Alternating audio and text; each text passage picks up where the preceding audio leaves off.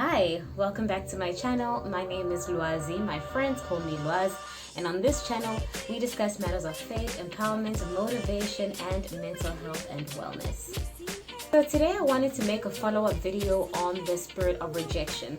I was going to make an entirely different video, but I just felt in my spirit that I needed to make a follow-up video, a part 2, talking about the spirit of rejection and how it impacts our relationships, more importantly our romantic relationships. So having discussed how the rejection spirit manifests itself, and I don't really want to recap, you can watch part 1, but basically what I've also realized about the rejection spirit is how it causes you to show up in your dating relationships. So one thing about the rejection spirit is that it creates a feeling of a sense of worthlessness, right? Because it makes you feel like you're not good enough, you'll never be chosen, and it makes it difficult for you to receive love. So when you struggle to receive love, that can cause you to require a lot of validation from your partner. And that can make you it can give you an anxious attachment style. So if you've ever heard of attachment styles, there are different kinds of attachment styles. There's avoidant, there's secure, and then there's an anxious attachment style. And then it gets broken down further even within those categories. So people who have like an anxious attachment style or an avoidance attachment style, sometimes, a lot of the time, that comes from a rejection spirit where you're trying to protect yourself, or you just need so much validation from your partner because you're dealing with these wounds of not feeling good enough, not feeling loved enough. You really need this constant validation. It can also cause you to push for commitment inappropriately. You can push for commitment before you even really assess if this person is compatible with you. You can find yourself pushing and rushing commitment, rushing to be boyfriend and girlfriend, rushing to be engaged, just because you have something to prove. You want to prove that you're lovable. So instead of spending your time assessing the compatibility of this person, assessing how much of a fit they are for you and for your life and for your goals and your dreams, you're so busy trying to prove that you're lovable that you don't pay attention to, is this partner the best partner for me? And then you end up just pushing commitment too soon. Secondly, when you're dealing with struggles with rejection in your dating relationship, you may find that you over-accommodate your partner. So what does that mean? It means your feelings take a back seat, and what you end up doing is you cater to this person to the point where your needs are second almost all the time, and that person comes first almost all the time. And that comes from a place of fear. You're afraid that if you express your needs, if you come off as too demanding, if you come off as too needy, that person is going to feel like you're a burden and they're going to reject you. And this is a very classic case of the rejection spirit.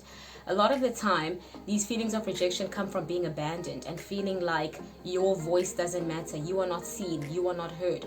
So when you get into a dating relationship, you become afraid to express your needs because you're so accustomed to not being heard, and you're so accustomed to being shut down that is what you expect even within your relationship. And then you over-accommodate your partner's feelings. You put their needs and their feelings first, even to your detriment, and that can really build up resentment and cause your relationship to really suffer. That feeling of resentment, that feeling of being overlooked, that feeling of, my friends don't show up for me, my partner doesn't show up for me enough, is often an indication that you don't express your needs enough.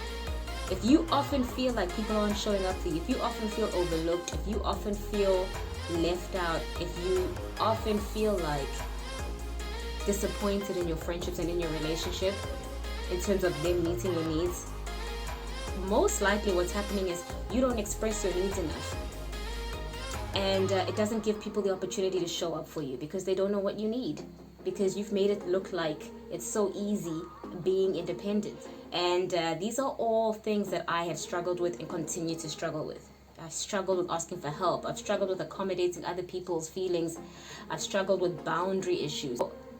Again, I'm not a therapist. I'm not a psychologist. I don't have a background in these things. Much of what I'm saying is based on my own research, my own therapy experience, and just reflection and reading and research. I love pop psychology. And these are just things that I like to share because I think a lot of people, we go through a lot of the same things in life.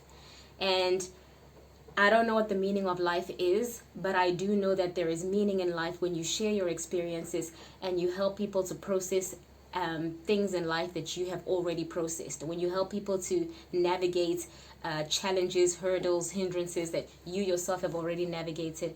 And so that's what I'm just trying to do here with this channel. That's what I'm trying to do with this topic. This is something that I know that I've dealt with and I'm still dealing with.